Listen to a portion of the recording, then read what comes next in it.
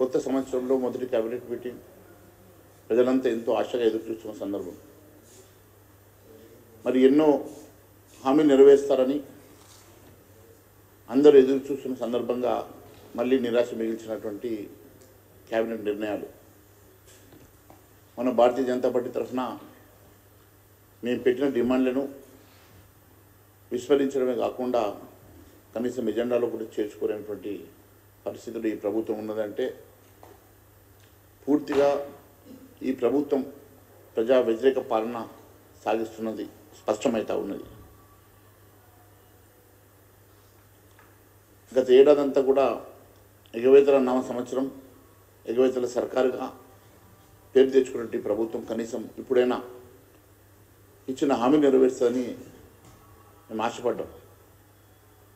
కనీసం 420 హామీలు కాకపోయినా 6 గ్యారంటీలు, గతంలో చట్టబద్ధత ఇస్తామని చెప్పినటువంటి 6 గ్యారంటీలు, వాటి కోసమైనా నిధులు మంజూరు చేస్తారేమో, వాటిని ఖచ్చితంగా చర్చించి వాటిని కూడా అమలు చేస్తారని భావించాం.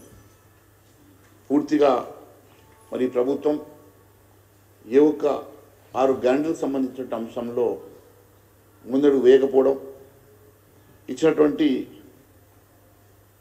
హామీలు సంవత్సరానికి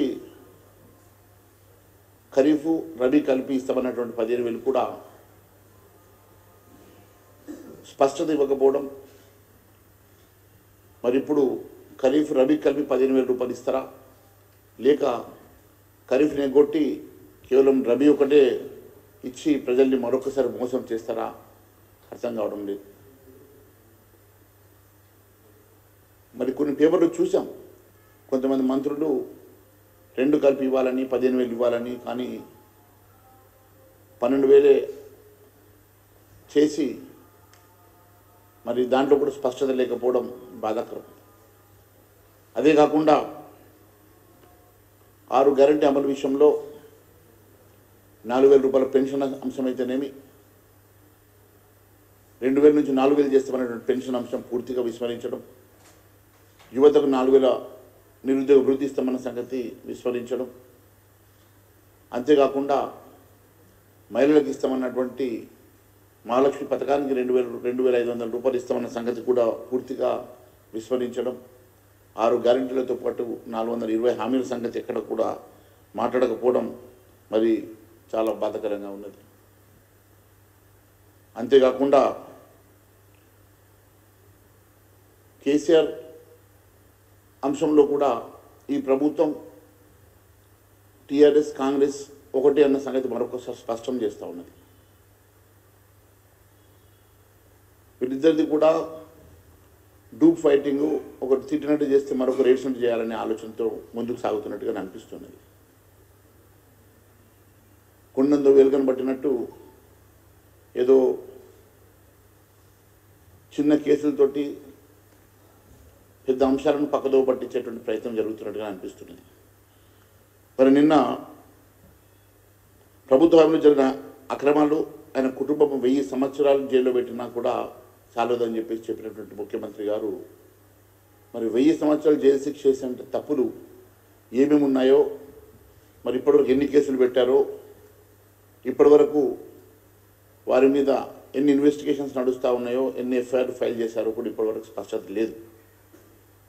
కేవలం సంవత్సరం గడిచినా ఒకసారి జైల్లో పెడతాని, ఒకసారి 1000 సంవత్సరాలు జైలు శిక్ష పడుతుందని మాట్లాడుతున్నటువంటి రేవంత్ రెడ్డి గారు మరి ఏ ఒక్క అంశంలో కూడా ఇప్పటివరకు ఒక సిట్టింగ్ జడ్జితో కానీ సిబిఐ కానీ ఎంక్వైరీస్ ఇవ్వకపోవడం, వారి మీద కేసులు పెట్టకపోవడం వెనుక ఆంతర్యం ఏమున్నది, మరి టీఆర్ఎస్ కాంగ్రెస్ ఒకటే అని మరొకసారి రుజువు చేసేటువంటి ప్రయత్నం జరుగుతున్నది అనేది చాలా స్పష్టమవుతున్నది.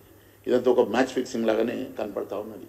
విద్యుత్ ఒప్పందాల మీద justice Madan Lokur commission report cabinet ఆమోదించిందని మీడియాలో చదివిన, కానీ మరి ఈ అంశం అయినా కేసీఆర్ మీద చర్యలు ఉంటాయా, మరి ఈ అంశమైనా కూడా బహిర్గతం చేసి ఆయన మీద ఏమైనా కేసులు పెడతారా, ఇప్పటివరకు మరి స్పష్టత లేదు. మరి లేకుంటే వీరి ఫైటింగ్ కేవలం ఒక డూప్ ఫైటింగ్ అనే కనబడతా ఉన్నది. అదే మాదిరిగా మీకు తెలుసు గత సంవత్సరం అంతా కూడా ఎన్నో ఈ ప్రభుత్వం మీద, ప్రభుత్వ శాఖల మీద జరిగిన అవినీతుల మీద, ఎన్నో అంశాల మీద నేను మాట్లాడడం మీకు తెలుసు. మరి ఏ ఒక్క అంశం మీద కూడా ఇప్పటి వరకు రాష్ట్ర ప్రభుత్వం చర్యలు తీసుకోలే, రాష్ట్ర ప్రభుత్వం దాని మీద ఎంక్వైరీ చేయలే, రాష్ట్ర ప్రభుత్వం స్పందించలేదు. కనీసం ముఖ్యమంత్రి గారు కూడా ఇప్పటివరకు దాని మీద స్పందించకపోవడం